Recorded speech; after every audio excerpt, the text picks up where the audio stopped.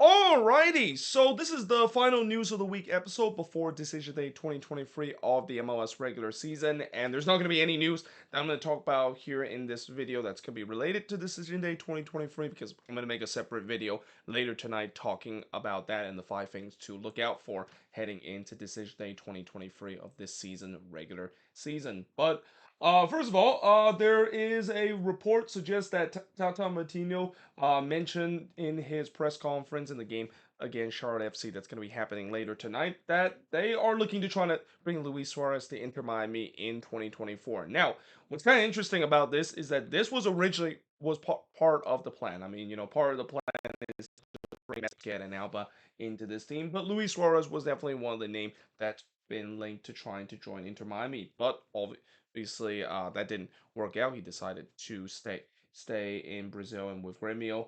But now it seems like most likely he could be coming to MLS and could be coming to Inter Miami in 2024. And if they do decide to bring him on, I mean, I don't think it's going to be on a DP contract because I don't think they have any DP slot open unless if MLS decided to ratify their rules of bringing a fourth DP for this coming off season. Which, by the way, speaking of that, I think this upcoming off season, it's going to be interesting to see whether or not if the league is going to alter the roster rule because we have heard a lot of complaints between coaches and players about the roster being way too thin because of just so many games that has been during this season. So it's going to be interesting to see whether we're going to see a change of rules and especially whether or not indeed we're going to have a fourth designated player or the designated player rule will be a little bit different. But either way, it's going to be interesting to see whether this is going to get done. I have a feeling it could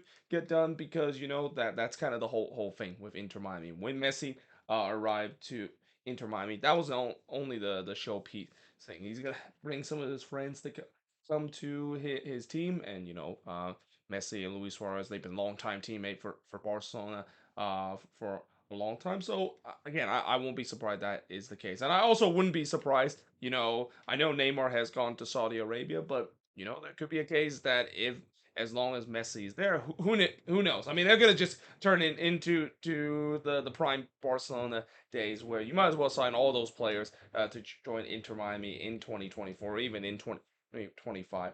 That is, but we shall see whether or not if this does happen in the future in this off season.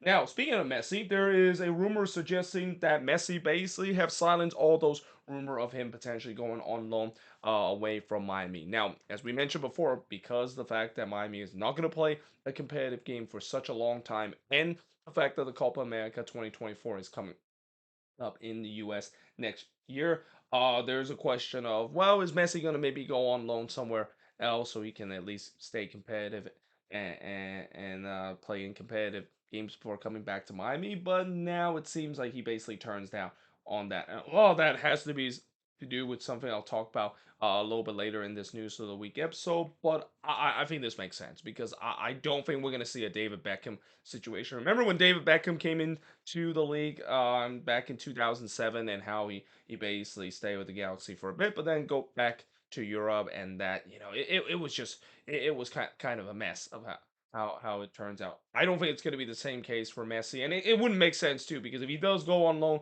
to go to a club in Europe, I mean he's going to stay there for 6 months, and by the time he comes back to Inter Miami, Miami season would have been started already by the time when we head into the summer transfer window. So again, it wouldn't have make sense if Messi decided to go along during the winter transfer window and come back when the summer transfer window opens. So yeah, I can understand why he decided not to, even though he knows that heading into 2024 there is definitely some big thing, especially not just Miami but also his country Argentina playing in Copa America in 2024, and let's say maybe that might be the last time we might see Messi in a with his country because he's getting up to that age where maybe that's going to be the last tournament. I don't think he's going to be back for the 2026 World Cup that's going to be happening in the U.S. I mean, it would be ideal that that could happen, but I think he'll probably hang up his boot, especially if Argentina does win the Copa America 2024 version that's going to be happening in the U.S. next year. Now, TFC new head coach John Herdman have mentioned that he says that both Bernardeschi and Insigne could actually still be part of the club after the 2023 season. Now, there's been a lot of talks about how is Bernardeschi and Insigne going to stay with TFC? Is one of them going to go? Is both of them going to go? I've mentioned it before in the Moving Forward series episode, but now it seems like John Herman have said that both of them could actually stay with the club. Now, it's important to also note that both of these guys are still under contract with the team even after this season, and the only way they can this decide to move on from them is they exercise a contract buyout, which I think I don't know if they have any of that, or the fact that somebody decided to get him and maybe they'll transfer him to somewhere else. And I mean, knowing the fact that it seems like all of these well-known players that have decided to go to Saudi Arabia for one last paycheck, you wouldn't be surprised that I that either Benedeski or Insigne or even both could potentially go there in the winter transfer window. But that's not what John Herman is thinking about. John Herman is thinking that it still could work. I mean, the whole reason why we have been having this discussion is both of these guys don't really get along with each other, even though they're Italian teammates. There, both of them kind of doesn't really like to see. So it doesn't really work very well off the field situation. But John Herman basically said that we're gonna try to work that out. We're going to try to make sure they are going to be part of the future for this team. And again, this team, I know heading into this upcoming season and really this off season, there's going to be a huge mass exodus in this team. There's going to be pretty much a new drop on this roster. It's going to be a complete different roster than what we see for this TFC team heading into 2024 and kind of the beginning of John Herman's start this rebuild, trying to get this team back to competitive edge like they did a couple of years ago, and maybe Bernardeschi and Insigne could still be part of that show pieces. Though the argument, of course, that is that if you decided to keep both of those players, well, you're now basically limited to yourself of just one designated player spot open because both of them occupy the designated spot. And again, the amount that they pay to them, yeah, it's a lot that they have to pay to him. I mean, at least it's not counted for the salary cap. But still, you would ideally, if you want to go through a new rebuild and you're heading to a different direction, you would say that they might free up one of those DP spot, and one of them probably is going to be either the DP spot that Bernardeschi holds or the one that Insigne holds. But we shall see whether or not if one of them will go, or if both of them will go, or maybe both of them will stay heading into the 2024 season. Now, moving on into the next news. So, FC Cincinnati have signed head coach Pat Nolan to a long-term contract extension. Not a big surprise because what Pat Nolan has done to the Cincinnati team has been nothing short of a miracle. I mean, it really reminds me of how Jim Curtin was able to revitalize a Union team that wasn't doing very well, and that now the Union is considered to be a top dog in the Eastern Conference for a long time now. And it feels like this is going to be the same case for Pat Nolan. I mean, with this Cincinnati team, I don't think they're going to go anywhere. This team is going to be competitive for a couple years now, and one of the guys that makes them successful is Pat Nolan. And that again, I also won't be surprised that he might getting some contention for coach of the year. Though that being said, Bradley Carnell would like to have a word with that. I mean, it's going to be interesting to see who's going to be the coach of the year. I feel like it could come down to either Pat Nolan or Bradley Carnell. And if you want me to say which one, I would say that Bradley Carnell will win it because I know Pat Nolan has been able to get this team to a supporter shield winning team and won this team their first ever trophy. But what Bradley Carnell does is something that we have not seen a team done this ever in as an expansion team. Getting that team from the ground up running and getting them to the top spot of the Western Conference. I mean, even the most optimistic St. Louis fan would not think that that team would be finished at the top of the West by the end of the season. Now, for some injury news, so JT Marcinkowski is going to be done for the season due to a torn ACL, and this is kind of the risk that you do when it comes to teams decided to play friendlies during the international break. I know the Quakes play an international friendly against Olympia, and even though they didn't start it, most of their starters, again, this the risk is that when you put some of your depth pieces in, they get injured. That could come back on you. Now, the good news for the Quakes is that Danielle has pretty much locked up that goalkeeping spot, and obviously, JT Marcinkowski hasn't really been starting in in this season at all ever since he lost that job to Danielle. But still, definitely a bit of a blow in terms of the Quakes and their goalkeeping depth. And I also wish JT Marks Kelsey the best. I mean, it's unfortunate to see that, and it's even more unfortunate the fact that it happened in a friendly like what we saw there, and that yeah, I'm just hoping that he has a speedy recovery and that he can be back heading into the next season. I mean, with the way that he suffered a torn ACL this late in the season, he's probably going to be out for next season for a lot amount of time.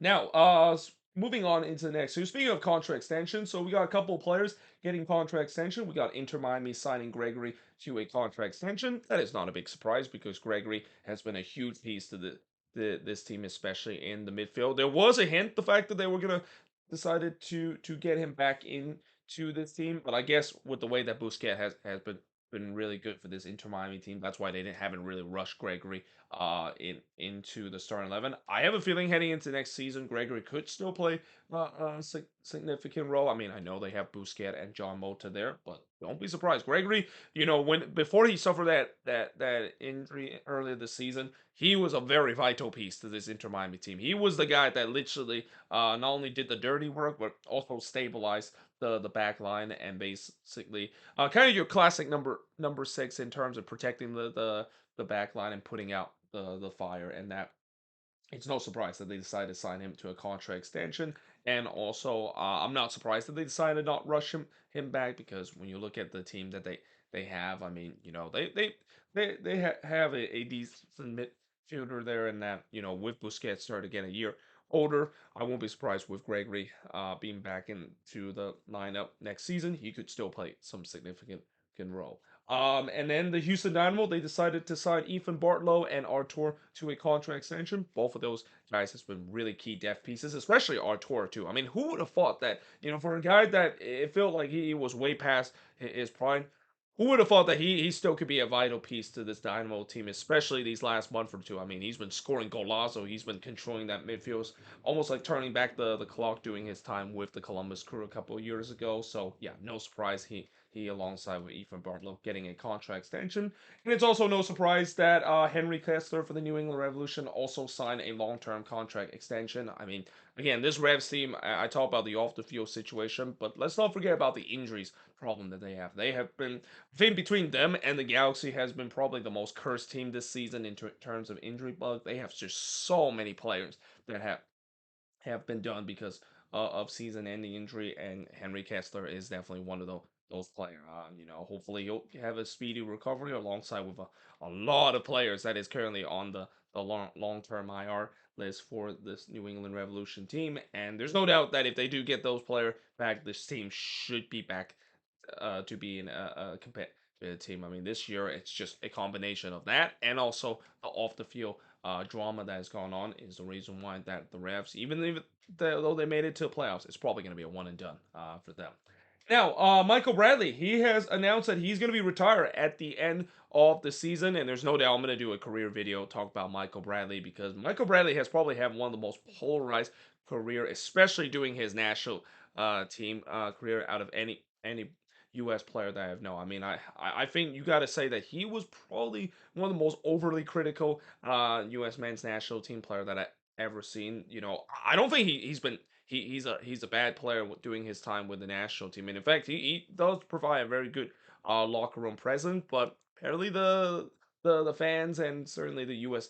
Men's national team fan base don't think that is the case. It's just been kind of getting too overly critical. I'm not sure is that a lot to do with doing his time when his father also coached the national team where the over criticism kind of happened. But yeah, there's no doubt that Michael Bradley has had one of the most polarized career, but at the same time, he's had a successful career too. I mean, I'm pretty sure TFC fans will always remember him being part of the key core of that team that have been a dominant force doing 2016 all the way to 2020 when that was a team that have regularly finished at the top of the Eastern Conference and regularly compete for the MLS Cup trophy.